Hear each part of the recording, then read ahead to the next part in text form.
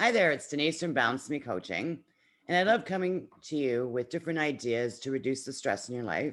And today I've got Chelsea Hicks-Webster. She's a life coach, and she is the owner of the Kick-Ass Mom Academy. Hi, Chelsea. Hey, Denise. Thanks so much for having me today. Wonderful to have you. So, can you tell us a little bit about yourself? Yeah, so I I can give you my whole story, but Sure. like where I am now is I mean, first and foremost, I'm a mom. I've got a 6-year-old daughter and twin 4-year-old boys. And my, as the name implies, the Kick-Ass Mom Academy, I work primarily with moms, working moms with young kids who are feeling basically overwhelmed by the demands on their time. And I think, like most of us, the way I got there was by feeling like the intense pain of that myself at one point. So, you mentioned that you have a burnout story. Can you share that with us, please? Totally. And I think that like before I'm going to tell the burnout story, but I think my angle on it is a little different maybe than a lot of people think when they think of what led to burnout and then what helped me come out the other side. Um I have learned through my burnout experience and then my subsequent coaching certification that the way that we feel, so if we're feeling like pressure to work constantly or if we're feeling overwhelmed by the demands on our time, the way that we're feeling isn't actually determined by what's happening, for example, in our work life or in our home life. It's determined by how we're thinking about those things. Because there's some people who can have very demanding jobs and have healthy boundaries and like think it's totally okay to turn off. And there's other people who have a very hard time with that. And the difference is what's going on in your mind and how you're thinking about things. And so I think for me, from a very young age, I had this internal dialogue, these thoughts about what what was good enough. And for me, good enough was always being the best. And not the best at like one thing. I wanted to be the best at everything that I did. I was like a really like painful perfectionist.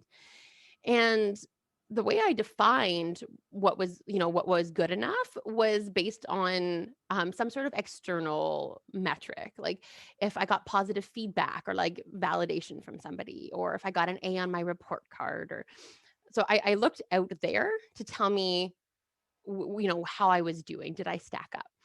And for a lot of my life, that works okay. Like it drove me to do well, and I did excel in a lot of things.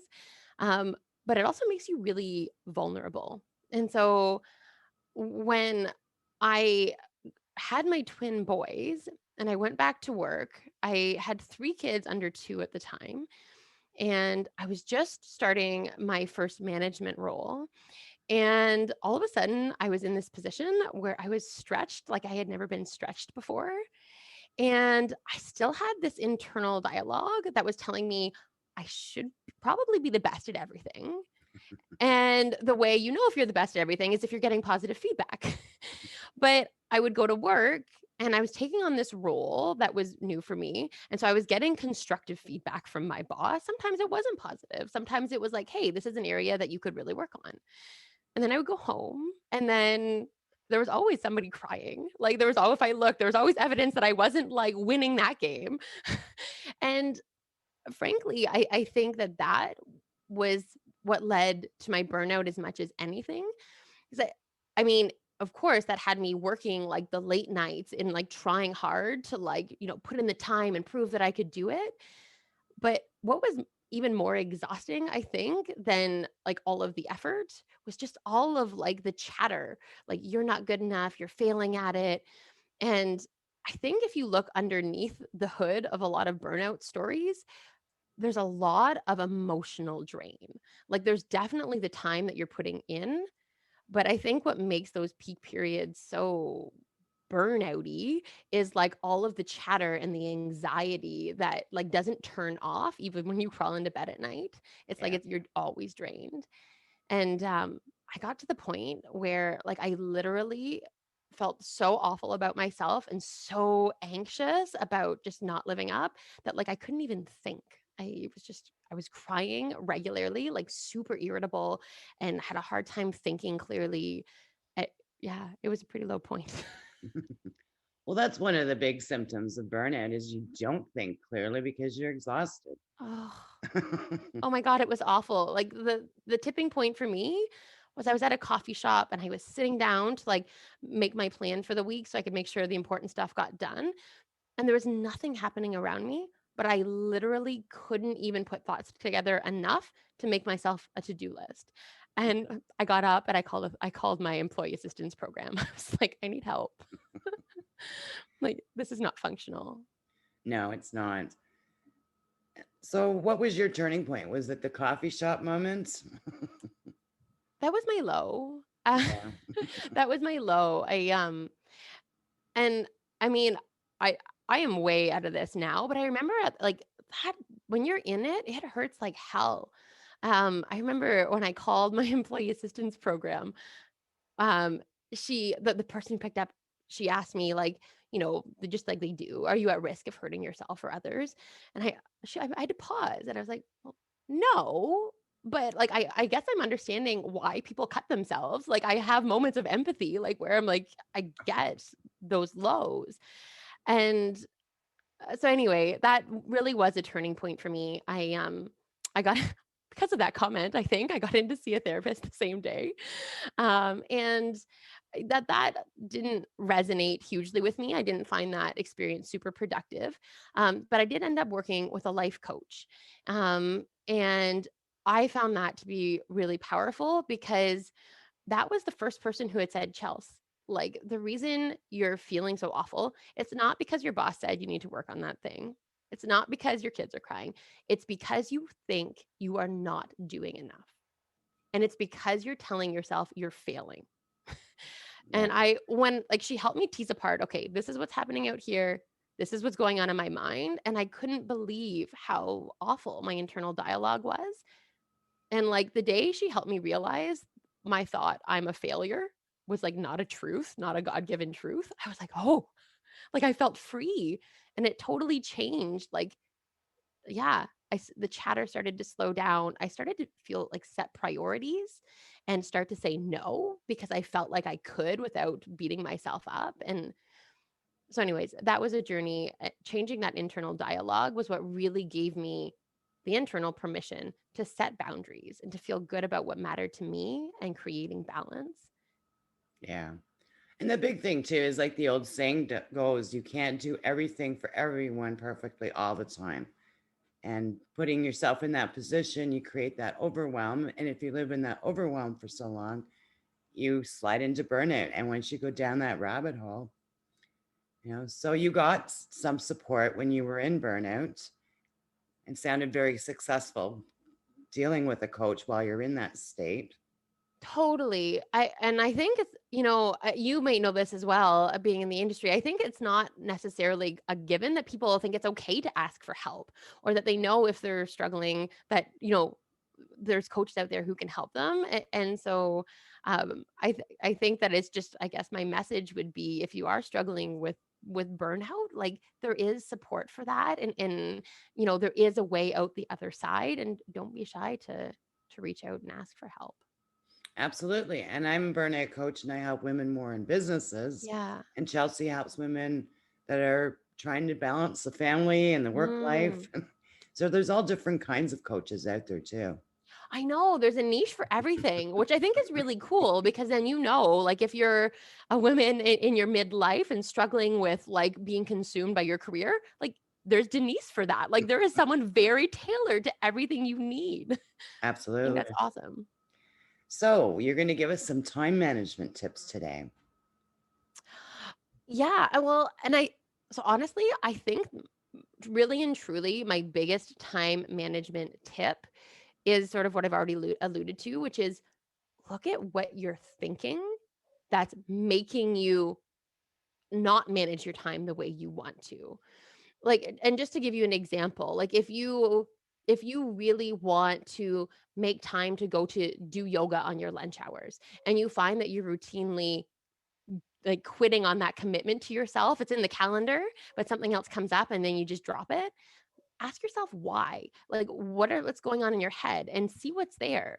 Because you're probably thinking something like, oh, that doesn't matter. Oh, these other things are more important.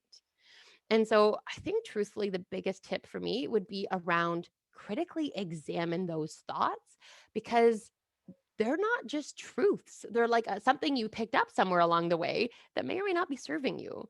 Like the truth might be that yoga could be the most important thing you do all day because it's what gives you the energy to be totally productive in the afternoon. And so I guess I would say, yeah, look at what's going on inside and really question it if it's not serving you.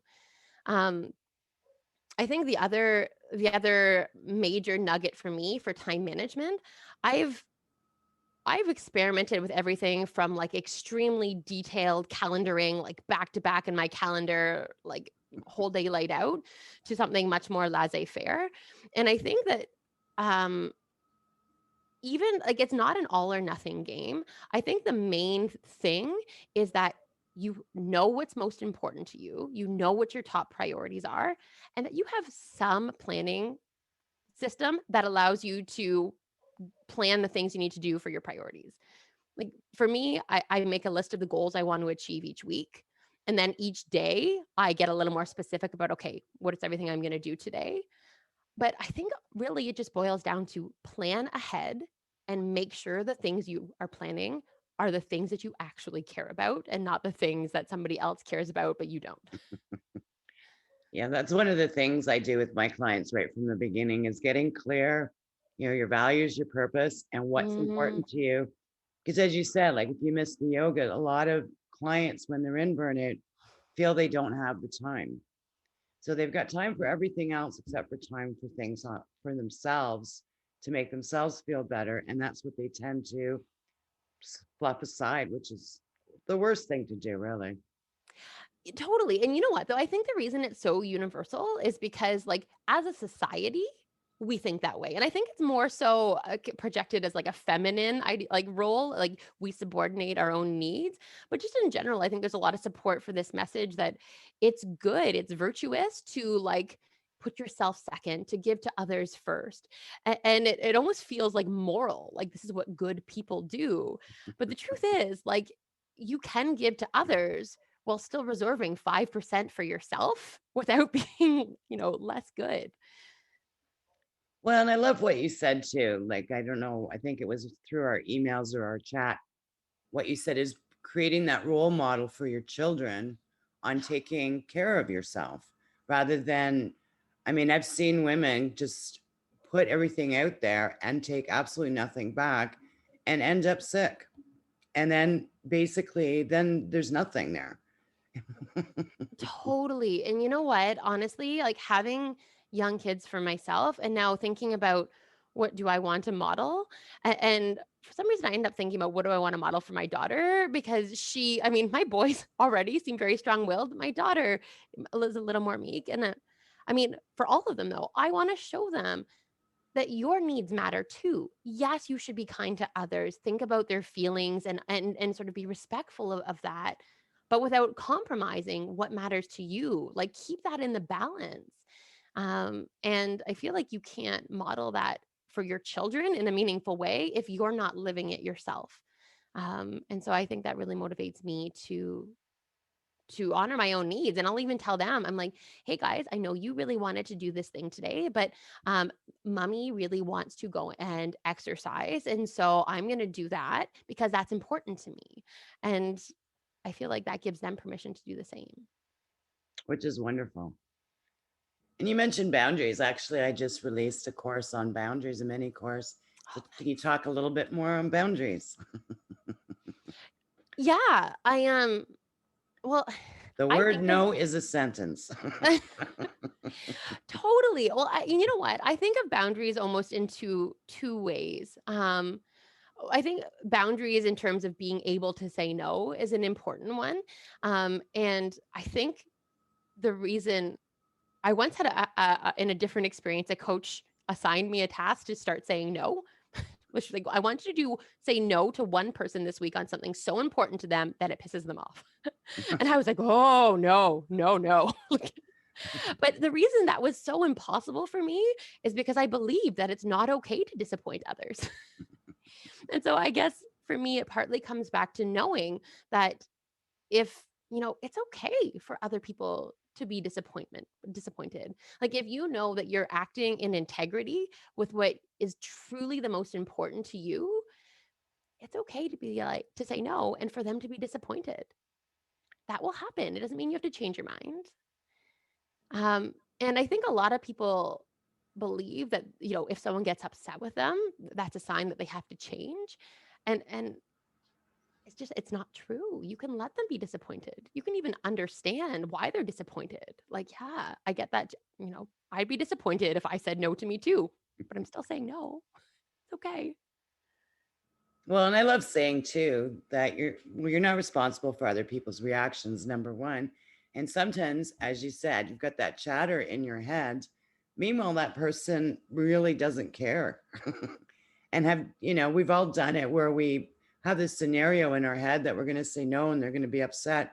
And then in the end, it wasn't something that it was important to them anyways, you know? And I think sometimes that's the case. I think sometimes like you assume it's really important and you sacrifice, but it's not. I also think though, like I'm thinking of a particular scenario. w- when I was first building my business and I was working full time, and I just felt like I wanted to put every ounce of extra time that I had into my kids because I felt like they weren't getting as much as I wanted to give during that time. And my friends wanted me to still continue. We were going for coffee once a month. Pre-COVID, of course. Yeah. And like to them, that really did mean a lot.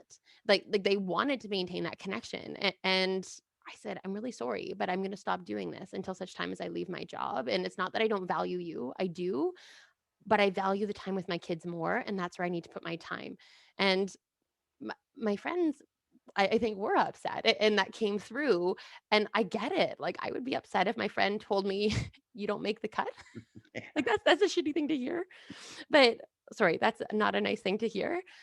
But it was also what was true to me. And I told them in like the most authentic and supportive way that I could. And then I had to let that be okay. Yeah. So, what is emotion management? Um, Emotion management is the skill of being able to internally understand and regulate your own emotions. And so I mentioned before, like the way if you're feeling um, stressed about something, it's not because of the thing that happened. It's because of how you're thinking about it. So, like, if your boss asked you to take on an extra responsibility at work, like, hey, would you mind editing this report? I need it for tomorrow. Um, and if your thought is, oh, I really should say yes to that. Like, I don't want to disappoint him. I should say yes. You're going to feel stress and pressure. Hmm. If your thought is, oh, that's a really great opportunity, like I can really shine and show them what I can do in terms of editing and writing, you might feel excited. If your thought is, I don't have time for that and it's not a priority and that's okay, then you might feel totally free and calm to say, sorry, I don't have time. But your experience of his request depends on how you're thinking about it. And so, emotion management is the skill of being able to really see what you're thinking and think intentionally so that basically you can think and feel in a way that allows you to create balance in your world or create whatever emotion it is that you're trying to create confidence, peace, happiness. Does that Nice. make sense? Yes, it does. So, what other tips and tricks can you share with the audience here of how to reduce stress, especially as, young moms? I think you covered a Honestly, I'm lot. I'm like I intentionally am like a one core skill girl of it all boils down to how do you think about yourself. And but I guess I would say if I wanted to wrap it up, I think there's a few thoughts that people tend to have that poison them. And so I guess I'll just highlight those really clearly and tell you that they don't have to be true. Like that may have been one way you've learned to think. It's not true. Like you don't have to do everything. And your self-worth is not determined by how productive you are or how many things you say yes to. Not true. It's okay for others to be disappointed. That's not yours to own. Um, and you matter. Your needs matter just intrinsically. And also, I mean, even if you're someone who's super perfectionist or type A and you want to get a lot done, like you have to take care of yourself in order to maintain your productivity. Because when you're in a state of burnout and exhaustion, your brain doesn't work as well, your body doesn't work as well. And the time you spend working is basically less productive per unit time. So no matter how you slice it, your needs matter. Um, and I guess those are the thoughts that I would leave your listeners with. Absolutely. Any other last words? No, not at all. I'm grateful to you, Denise, for inviting me on here to tell my story. It's super fun to just connect with, other people who think about similar things. And thank you very much. I enjoyed having you. Well, thank you so much for being here, and you're such an inspiration to us all. So, thank you, and thank you for listening to this episode. Just a final note, if you're struggling with burnout or chronic stress, I have free resources such as a podcast, Facebook support group, my blog. To get these free resources, please visit my website at www.balance-me.ca. Now, this is Denise Eckert signing off, and contact me if you're looking to create a happier, more balanced lifestyle today.